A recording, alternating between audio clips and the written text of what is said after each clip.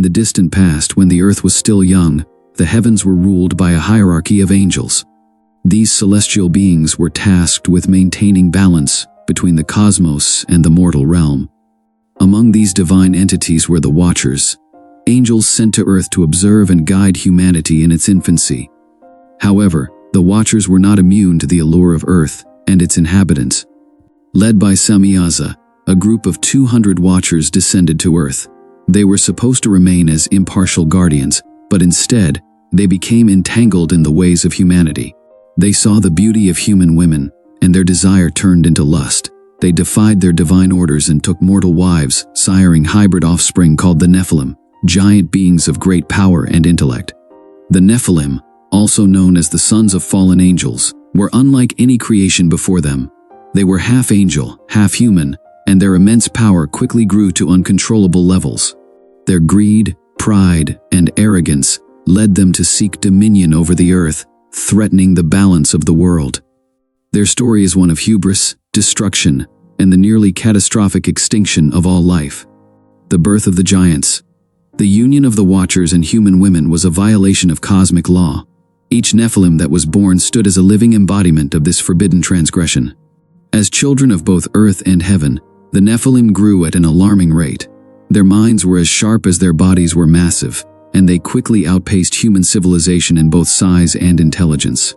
The Nephilim developed skills that were previously unknown to mankind. They mastered the arts of metalworking, the forging of weapons, and the knowledge of plants and herbs. These giants became kings, priests, and warriors, ruling over humans with an iron fist. Samyaza and the other Watchers taught them secrets meant only for the divine, further increasing their power. Among these giants, there were two brothers who were the most feared, Og and Mawe.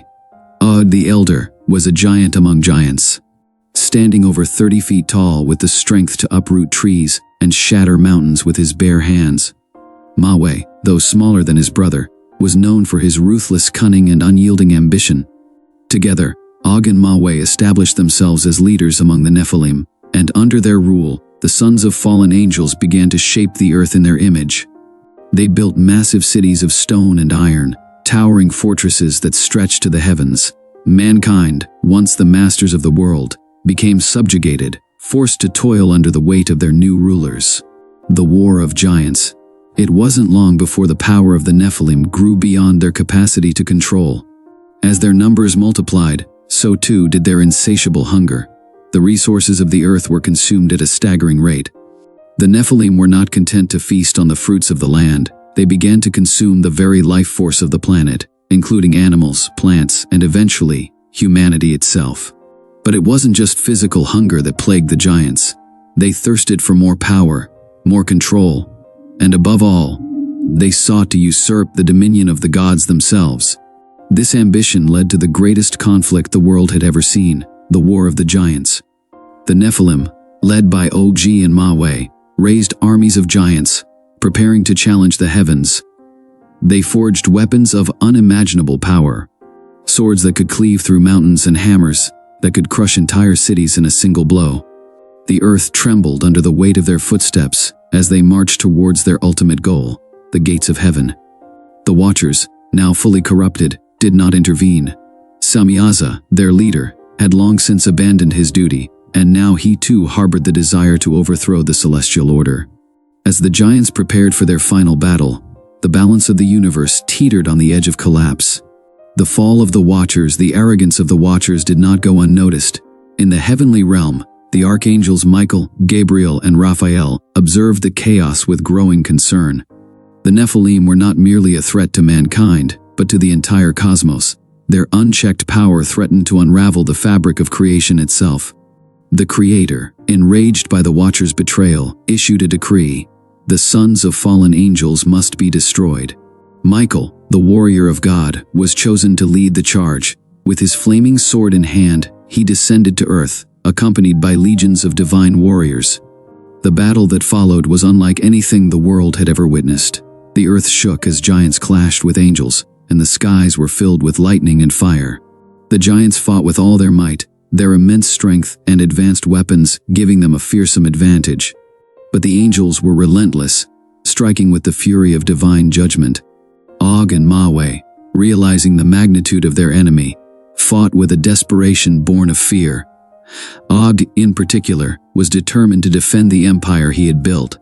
With a roar that echoed across the mountains, he charged at Michael, wielding a massive iron sword. The two clashed in a titanic battle, their blows shaking the very foundations of the earth. Mawe, seeing his brother locked in combat, sought a different path. He fled to the east, determined to escape the wrath of the angels and preserve his own life. But there was no hiding from divine judgment. Raphael, the angel of healing and knowledge, was sent to hunt him down. And so Mawe's fate was sealed as well.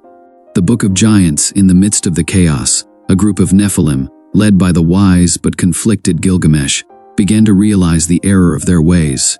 Gilgamesh, though a giant like the others, had always been more contemplative, more attuned to the deeper mysteries of existence.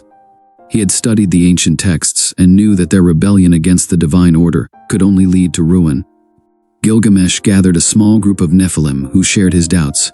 Among them were giants like Aya and Haya, twin brothers who had once been fierce warriors but now saw the futility of their violence.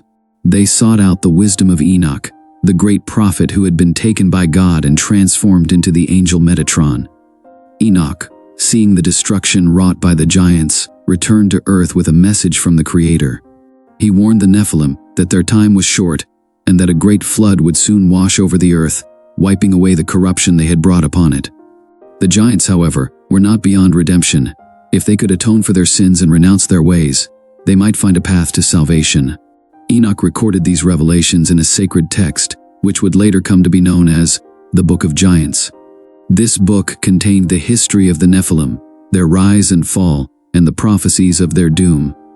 It also held the key to their redemption, a path that would require them to humble themselves before the Creator and forsake the power they had so long coveted. But for many of the giants, this message came too late. They were too deeply entrenched in their pride and could not bring themselves to repent. Gi, in particular, refused to heed Enoch's warning, choosing instead to fight until the bitter end. The Great Deluge. As the battle between the giants and the angels raged on, the skies began to darken. Storm clouds gathered, and the heavens opened up, unleashing a torrent of rain unlike anything the world had ever seen. The waters rose quickly, flooding the cities of the Nephilim and drowning the land in a vast ocean. The giants, despite their size and strength, were powerless against the flood. Their mighty fortresses crumbled beneath the waves, and their once great empires were swept away in an instant. Even the most powerful among them could not escape the judgment of the Creator. Og, still defiant, attempted to climb the highest mountain to escape the rising waters. But no matter how high he climbed, the flood followed, swallowing him whole. Mawe, who had fled in a futile attempt to save himself, met a similar fate. The great giants who had once ruled the earth were reduced to nothing more than memories. Only a handful of Nephilim survived, and they were scattered across the earth, their power broken and their numbers diminished. Gilgamesh, having repented and sought the path of redemption, was spared, though his heart was heavy with sorrow for the destruction of his kin.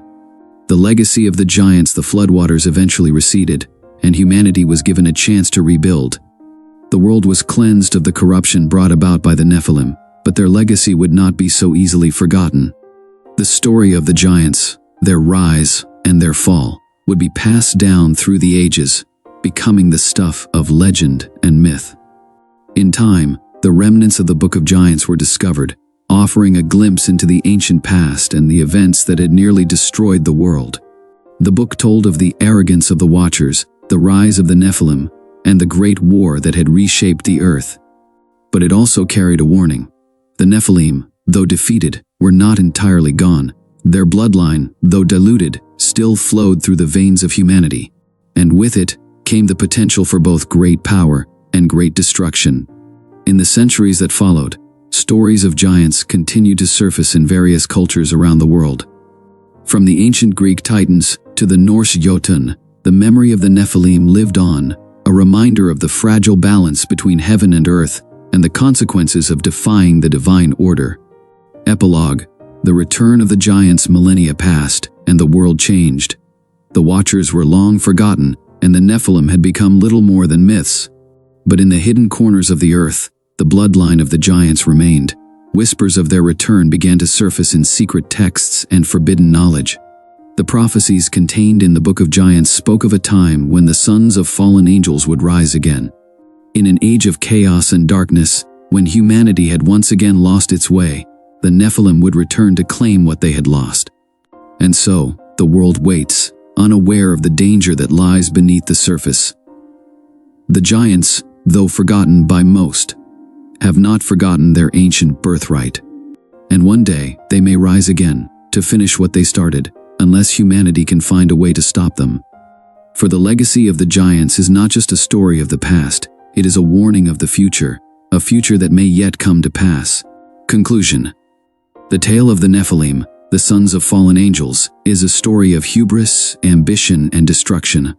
Born from the union of divine and mortal, the Nephilim were giants in both body and mind, but their power ultimately led to their downfall.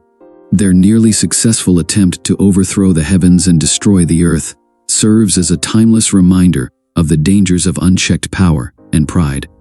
Yet, their story is not one of complete despair. Through figures like Gilgamesh and Enoch, we see that even the most fallen beings have the potential for redemption. And though the giants may have nearly destroyed the world once, their fate is a lesson for all those who seek to challenge the balance of the cosmos. In the end, the Book of Giants is not just a story of ancient times, it is a myth that echoes through the ages, a cautionary tale about the consequences of defying the divine, and a reminder that the line between creation and destruction is a fragile one.